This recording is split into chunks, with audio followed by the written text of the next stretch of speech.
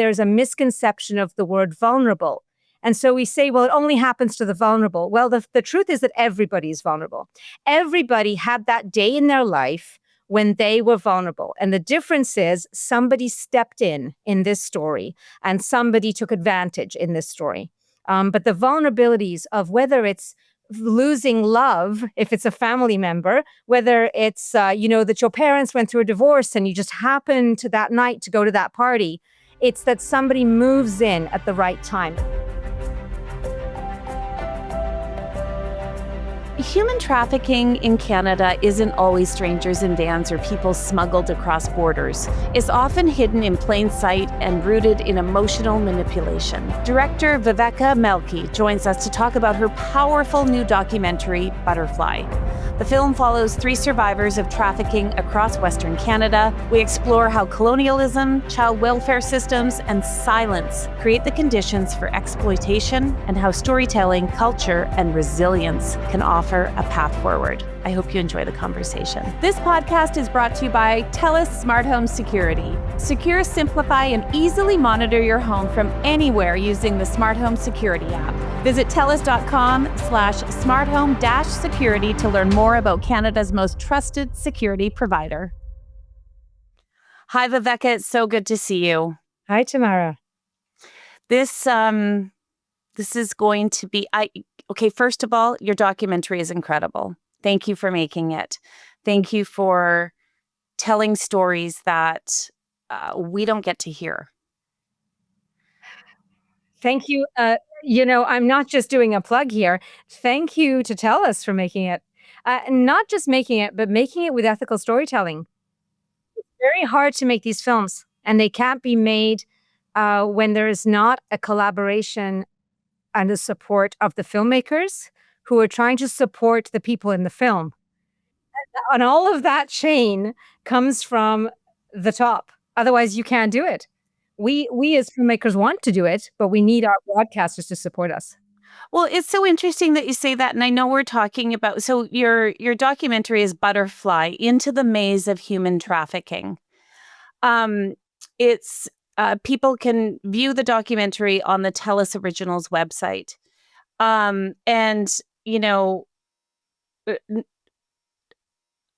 Documentaries are difficult to make. I mean, you and I met a million years ago in another lifetime at a TV station where, we made news and they were in 30-second or 90-second. But this is not that. You have moved in a completely different direction. And I love documentaries, but they are not easy to make. And I don't think they look easy to make. It looks like a big, long news story, but it's not, right? So why don't we start with, why did you want to make this film, Butterfly? I think that I have a special attachment to the West Coast and maybe to the center because I immigrated when I came to Canada 25 years ago. I immigrated to BC. I lived in Kelowna, Victoria. I really know the West Coast. I went to Simon Fraser University. So I really have an attachment. And I really have a sense, I always call it the cultural solitudes of the country. And I feel like the East Coast and the West Coast have a very different reality. Add to that, I didn't speak French at the same time when I first arrived, and now I do. So now I live in Montreal, and I'm francophone, half francophone, and so I just I really have a different cultural view of everything in culture, and that goes into trafficking also because everything is affected. And so I wanted to tell the story of this issue, and we do social impact documentary. And I wanted to tell a specifically West Coast and, of course, Winnipeg and Edmonton, Central West Coast narrative.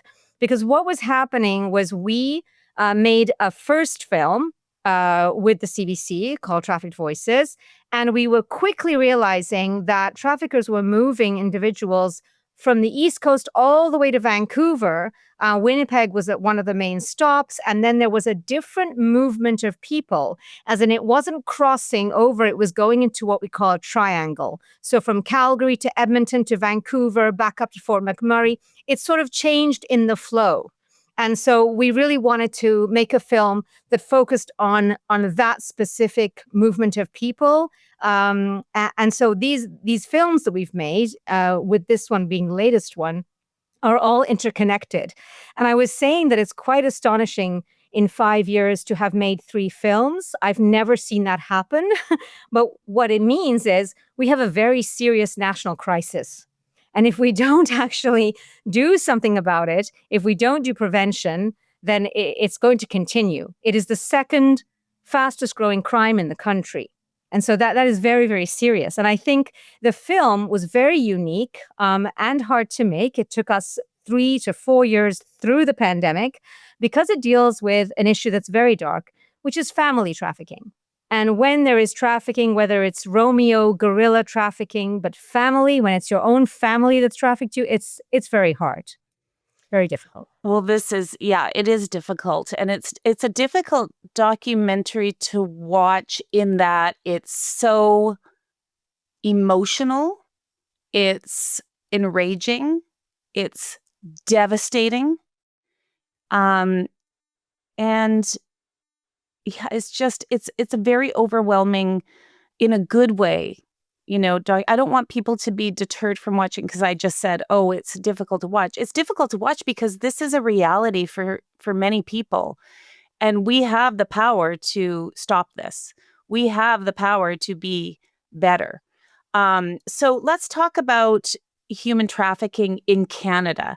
I think people would say, oh, that doesn't happen. Or trafficking is, when you're kidnapping or smuggling somebody on a container to come here. And, there's all different kinds of human trafficking, but we're talking about human trafficking in Canada. Well, of Canadians born in Canada. So can you talk about how this is it's in our plain sight? I don't think we want to see it, and it's right in front of us. Once you start to recognize the signs, we've noticed as a team and a crew and activists, we are now activists and advocates who see this and work with Frontline. You see it. You start to recognize it. Trafficking in Canada, as you said, has many forms.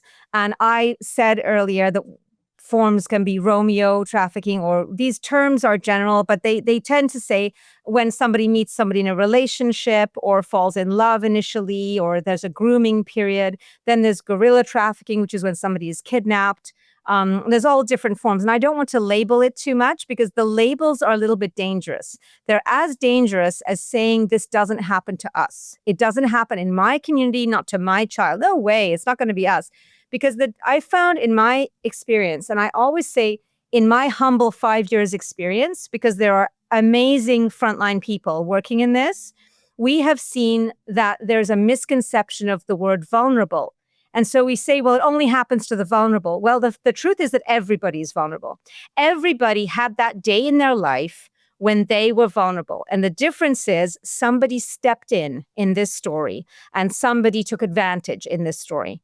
But the vulnerabilities of whether it's losing love, if it's a family member, whether it's, that your parents went through a divorce and you just happened to that night to go to that party, it's that somebody moves in at the right time. And so I think it would be fantastic if we as a society could start not seeing this as the other and seeing it as it could be part of all of us, and that we are all responsible to take care of each other.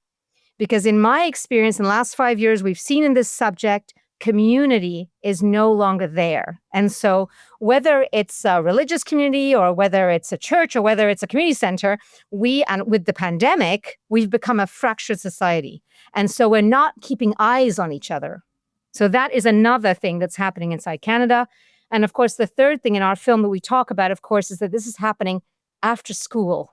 It's happening to teens after school between 3 and 10 p.m. when they go home. It's happening through the foster care system. It's happening. And this is where I want to say, because I have a huge admiration for teachers, the amount that is ending up on the desk of a teacher to watch out for and take care of is enormous. And there needs to be a system to support the psychological support system for teens and for youth, because teachers cannot be expected, and they are having all of this end up at their door. So I really want to say the film was not there to blame anyone. It was there to show some cracks in the system. Mm-hmm. Well, it's to pull back the curtain and go, it's right in front of your eyes. This is happening. And let's just talk a little bit about that. It's happening after school. So I can see how somebody would say, okay, Viveka, that's ridiculous. That there's no way that happens after school. Like, kids don't do that. They don't want to do that. Blah, blah, blah, blah, blah. I know for a fact that it happens after school because of other women that I've spoken to, that it has happened to. And you think it can't happen, but it does. You said you mentioned community and we don't have eyes. I say that a lot in the disability community too, right? When you have somebody that's in a group home or you have somebody somewhere, where are the community eyes? Where are the people checking in to make sure, right? And you're right, the pandemic sort of pulled us apart, isolated us more, made us all more vulnerable. So the thing that Charlie, who is this, she's at the beginning of the film. She was 8 years old. She was 8 years old when a family member started to traffic her in order to pay for their drugs. And so I can't help, like throughout the film, the one thing that I can't stop thinking about is, who are these people that are doing this to children? We focus so much on, the victims or the women who have come out the other side of this, and we should, and we need to hear their stories. But my goodness, does this not open up a whole new avenue of rage for you? I think it's one of my favorite moments in the film when Rain, who's in Winnipeg, says to us, "It's your fathers, your brothers. These are people you know."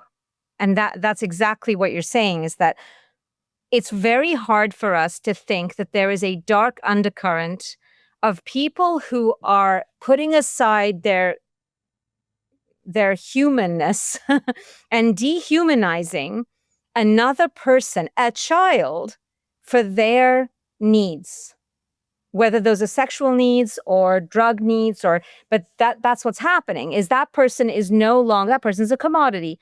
They're no longer a person to you. And we're not going to go into pedophilia because that's a very big subject, but we know that there's a lot of this, and this is happening. And yes, it has made me more cautious when I see someone and I wonder what's behind them. You really start to think about what are people hiding. But it has also given me a lot of hope, because there are a lot of good people. And I'm not going to say men, because yes, there are good men, but please, let's not forget the traffickers can be women and clients can be women. It's really important, because that's another misconception that doesn't help us. Or that if you ask an average teenager nowadays, well, who approached you? And they'll say, well, he was a good-looking guy of 18. There's a perception that those purchasing are 50-year-old men. They're not. The traffickers can be 18, 19 with a BMW, or they look like everyday people. What is happening here for the client and the trafficker is money. There's a lot of money on the table. And sure, you could go back to there's a lot of poverty. Our society, in my opinion, ain't doing that good. We have economic difficulties. We have fractured society. We have people recovering from a pandemic. Ask the average youth who went through the pandemic how they're doing. So it's these vulnerabilities are making this fertile ground. And we have to connect all those things. And that doesn't answer pedophilia, which is the purchasing of somebody under 18, even under 12. It's sectioned into groups. That's another subject. And how someone can do that, Tamara, after 5 years, I had to stop asking that question because there isn't a full answer. You know that. I know. And I know that it will be on everyone's mind as it's it's almost like it's unbelievable, right? It's like when you're hearing the story, and it's not like this is a one-off story. This is a story you have heard most definitely lots, and I have heard it too. But you're listening to it going, well, this can't be true. This can't be true. Nobody would do something so horrible to an 8-year-old, right? It is true. And so I guess, and the thing about, Charlie, listening to Charlie talk, I mean, Charlie was manipulated with love. She was manipulated. I mean, it was a family member. So she was, I mean, she when you're 8, you have no skills of how love works, or how you. But Tamara, that's the same thing for the 13-year-old. They're being manipulated with love. They're being shown that if you love me, then this is what you will do for us. That's what we call Romeo trafficking. When we talk about this could never happen after school, it starts like that. It's that we have a dream. This is something that degenerates over time, and then it can become violent and it can become terrifying. But it does start as you're doing this for us. And I think that's where we have to really question something that I find very interesting is the development of the brain until the age of 25. Your sense of danger, your belief system, what you think is what the decisions you make, we have to look at that. You can. I stand in classrooms and talk to youth with this film and with our other films, and the sense they have. There's no sense of danger. When I say, they say the question is always, well, how can these people reach us, for example? And I say, well, raise your hand if you have Snapchat. And everybody raises their hand. And that's one of my favorite scenes in the film is when Brian says, the trafficker will, you're beautiful, 300 texts a day until he hits that one person who's having a bad day. I think this is one of the reasons I wanted to make the film. The level of manipulation is so high, and the reconstruction of a life after this happens is very difficult, which is why we have to prevent. Because however much we can stand after we have survived any kind of abuse, we are still struggling more than if that didn't happen. And we're struggling in a society that doesn't understand. Because after you survive this, you're going to go to school full time?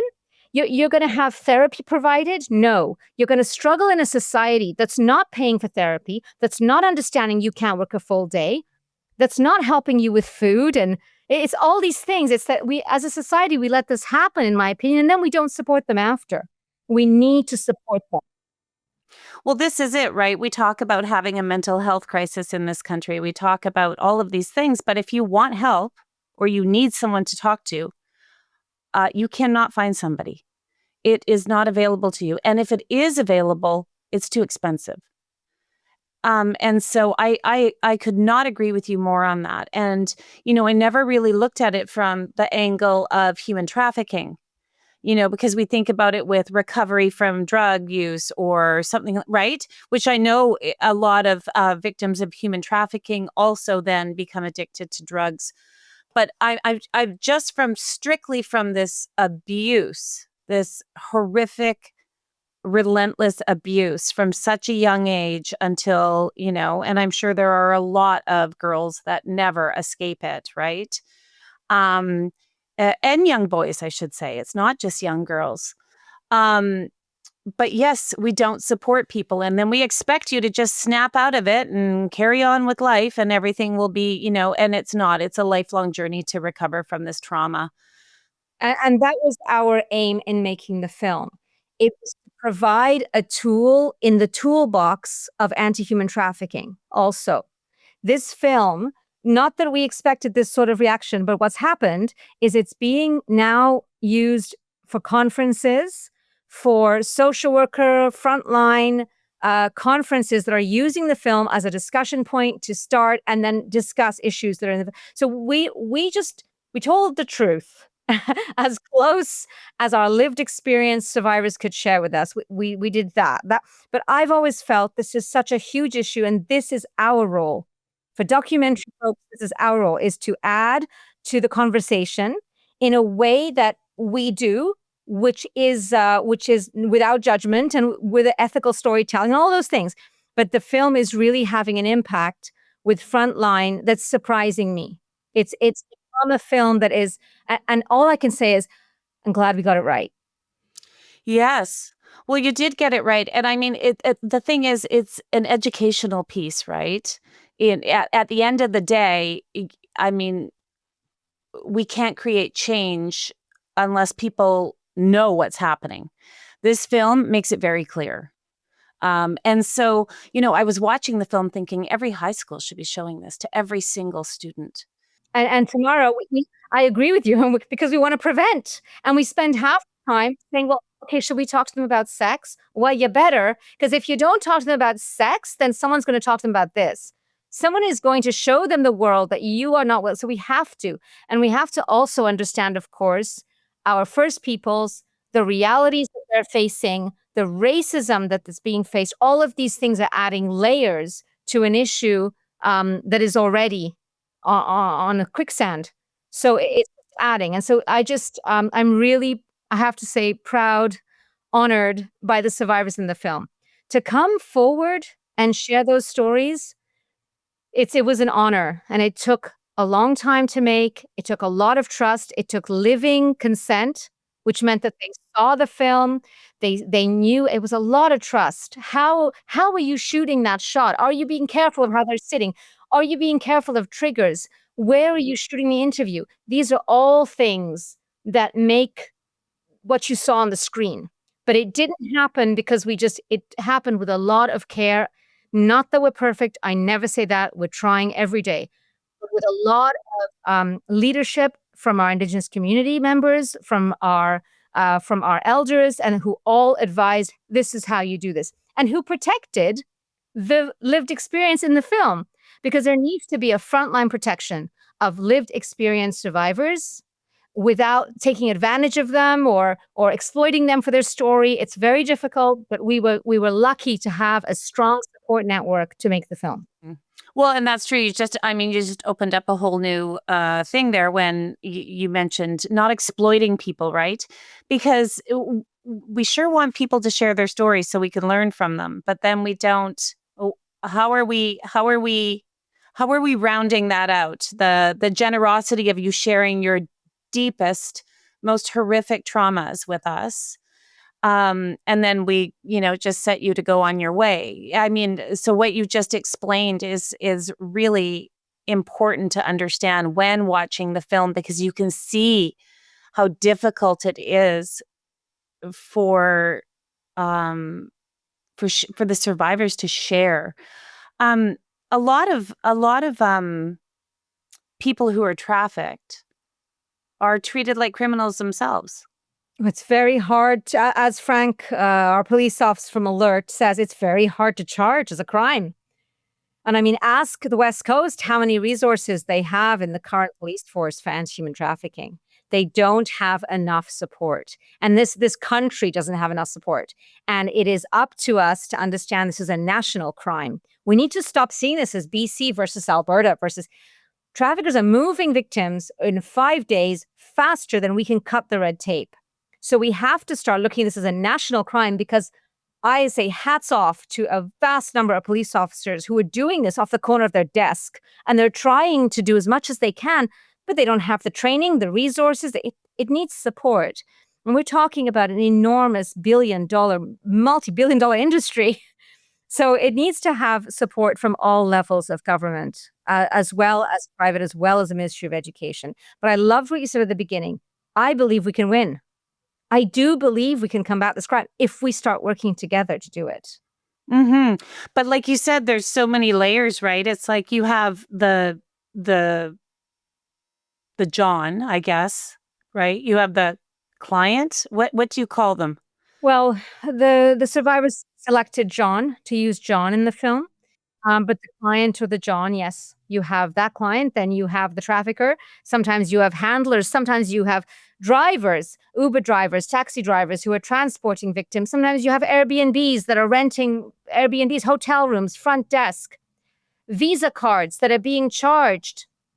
How are we not seeing this? Well, but we are seeing it, right? We are seeing We're it. seeing pieces of it, but it's all there. But along the way, all those people you described, Uber drivers, taxi drivers, hotel clerks, this, that, everything, right? There are eyes on things, but what do we choose to see or speak up about or mind our own business about or, right? Well, what do we choose to profit from? Well, isn't that it? You want to talk about hotel rooms? I don't even stay in hotels the same anymore. What's happening behind those doors?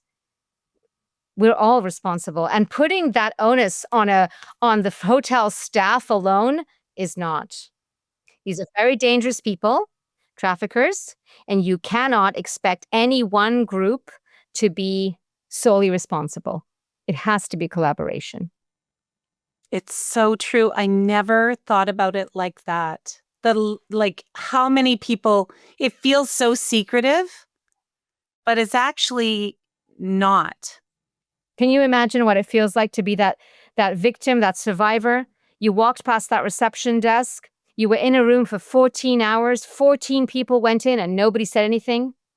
Come on, we're seeing this. Or how about an airport? When you're sitting in an airport, a railway station, and you look over, you're like, that situation. I'm not saying jump in. I'm saying call the police. I'm not saying jump in. This is dangerous stuff, but do something. Say something. And go and talk to a police officer. Go and say something, because we can and we don't. We look away or we turn away. And we mind our own business. That's right. Isn't that the polite thing to do? Yes. Right? That's what we're taught from a young age. Just mind your own business. It's not your business. Tamara, it's very hard for, with Charlie's story. What shocked me personally was, I think must have been 3-4 times someone did try to intervene. Are you okay? Whether it was a social worker, whether it was a teacher, are you okay?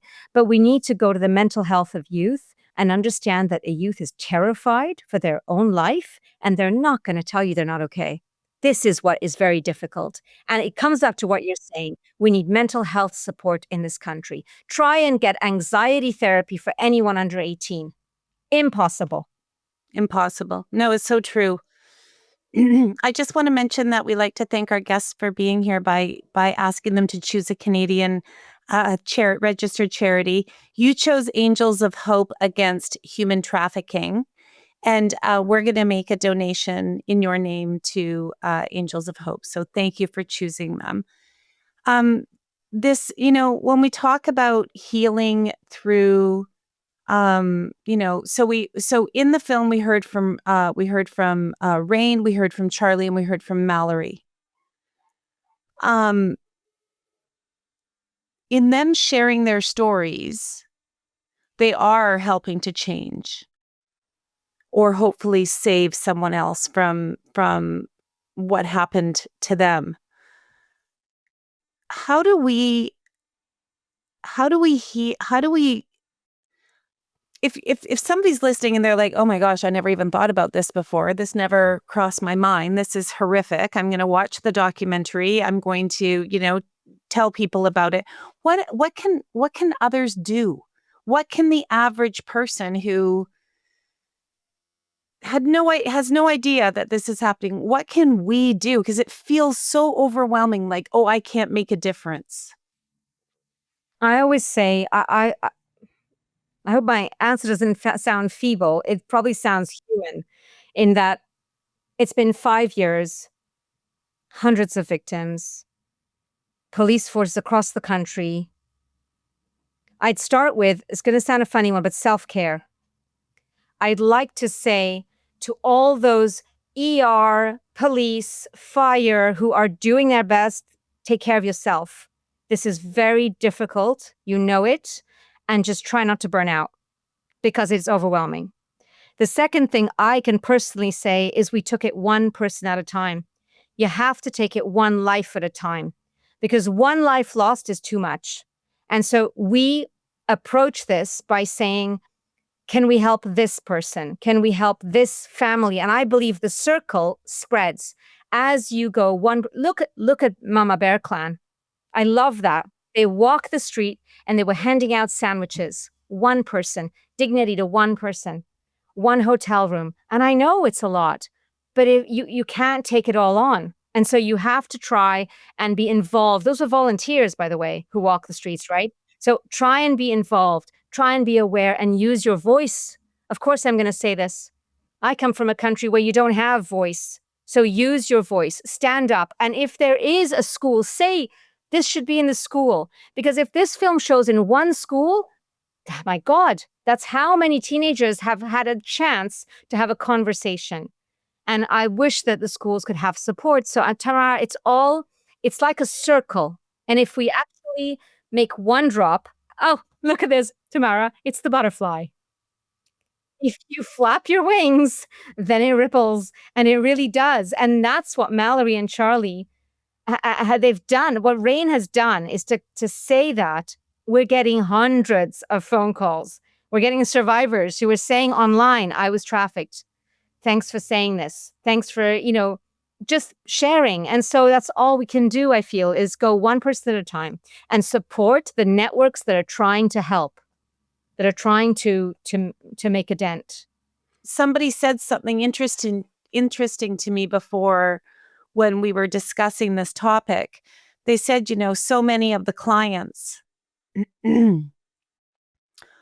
are, and I know their clients can be men or women, but this person referred to so many of the clients are powerful men.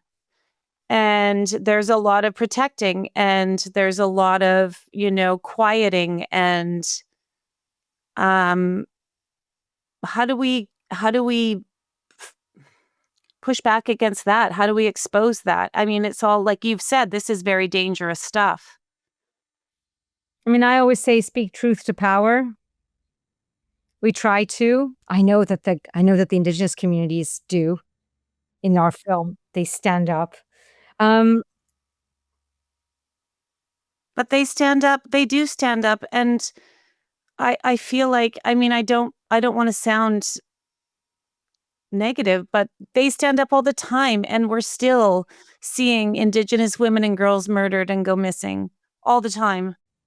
And I mean, we're talking about power dynamics that are not just affecting trafficking, they're affecting everything. We're talking about people that go through endless court cases and the trafficker never gets charged because, oh, she was a consenting sex worker. I mean, we're not helping. Yeah. So it's like, I mean, as women, right? Like, I mean, and again, I'll just say women because the majority of well, everybody in the film that spoke was a woman, are not taken seriously, or there's no value on their life. And if you are a woman of color, then it's even worse. And so, and we know that a lot of these women who do come forward and or ask for help or try to get help, they are treated as the criminal, or they get in trouble for what they did, or they're too scared because maybe they've done drugs or whatever it might be. It can feel so daunting. Their families, the court case takes 4 years to go to court. They've got no financial and mental support to even get there. Well, and we're seeing what's happening right now in the courts with the former junior hockey team and all of that. And the victim has been on the stand, and it's been very difficult to read those news stories, right? Because we know how women are portrayed, and that's been happening since the beginning of time. And I find it really is shocking. In some ways we've come a long way. I mean, look, you made a documentary about this. Right? You made a documentary, and this is exposing a horrific crime that's happening against women and men. So in some ways we've come a long way, but in another way, boy oh boy, we need to be louder. and share more. And that's why I do think this film should be watched by everybody, because it can happen to anybody. If it can happen to an 8-year-old Charlie, it can happen to anybody. Yep. I mean, we're talking about sexual exploitation. Tomorrow, I think the figures are 1 in 3 for children. For girls, 1 in 5 for boys. I think that's so whether that child is being trafficked or not, that sexual exploitation is going on. And I wish that we would invest more in under 12 mental health support, all of those things. These things do not start when you're 15. Your vulnerability doesn't start when you're 13. It started way before then, except we live in a place where we don't support that in healing, which is, I think, where I've learned a lot from Grandmother Chickadee, who's in the film, about healing, how important it is to heal generational trauma, or even within your family, how important that is. I have a lot of hope, though, and you see that in the film. You know, we asked Charlie, where would you like to tell your story? And Charlie is trying to publish a book of poetry, and she said, I want to be on a stage and spoken word. And that's amazing. Empowering. You have to empower people. And we wanted that experience to be great for her, with all the courage of telling her story. I think it was great. I think there's hope too. The film is incredible, really. I thank you for making it. I know you're not done. I know you have such a powerful voice yourself, and this mission of sharing stories. And this is how we change, and this is how we are better, is by sharing stories so others know that they're not alone. And the more people that speak up, the better. And so this is a film that everybody should watch. It's called Butterfly: Into the Maze of Human Trafficking. It's on the TELUS Originals website, which is watch.telusoriginals.com/view/butterfly. You can also just Google it and it'll pop up, no problem. Your website is melkiproductions.com, and you are also on Instagram at Melki Films. I hope everyone watches this. I really do. And thank you for making it. You should be so proud, you and your team. Tamara, thank you very much. We will continue to try and get it into as many schools as possible. It's a great idea you had, and I will continue trying. Thank you. And I'm going to try too. Okay. Thank you so much. Take care. Thank you. Bye-bye. Thanks for listening to another episode of TELUS Talks with Tamara Taggart. Be sure to subscribe so you can join us every Tuesday for another conversation. You can also check out our website, telus.com/podcast, and subscribe to our YouTube channel at TELUS Talks.